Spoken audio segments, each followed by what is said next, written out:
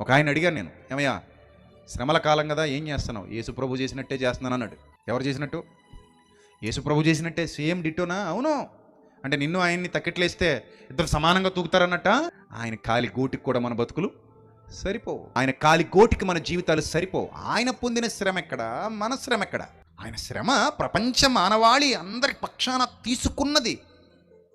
అందుకే అంత ఒత్తిడి ఉంది, అందుకే అంత ప్రెజర్ ఉంది. ప్రెజర్ ఆ ప్రెజర్ అంతా తీసేసుకున్నాడు ఆయన. అంతా తీసేసుకున్నాడు కాబట్టి రక్తం బయటకు వచ్చేసింది. లిటరల్గా తీసుకోవాలి అది, లేకపోతే ఆ వచనం ఏమైపోద్ది? అబద్ధమైపోద్ది. యెషయా ప్రవచించిన ప్రవచనం ఏమైపోద్ది? అబద్ధమైపోద్ది. అంత శక్తిమంతుడు రావాలి ఈ భూమి మీదకి. యేసు ప్రభు ఒక్కడే అంత శక్తిమంతుడు, యేసు ప్రభు ఒక్కడే అంత బలవంతుడు. అందుకే ఆయన వచ్చాడు, ఆయన చేసి చూపించాడు. ఇది ఒక కోణం, ఇది చాలామందికి అర్థం కాలేదు. ఇప్పటికే కోణం అర్థం కాలేదు. అసలు ఇంత ఒత్తిడి ఎందుకు? యేసు ప్రభుకి ఇంత ఒత్తిడి ఎందుకు? ఇంత భారం ఎందుకు? అంటే నటించాడు అనుకుంటున్నారా? కాదు, అస్సలు కాదు. ఈ ఒత్తిడంతా ఆయన స్వయంగా తీసుకున్నది. ప్రపంచ మానవాళి ప్రయాసపడి మోస్తున్న భారం ఈయన తీసుకున్నారు. దాన్ని ఆయన బ్రతుకులో చూపించారు. ఆ ఒత్తిడి ఆయన భరించారు.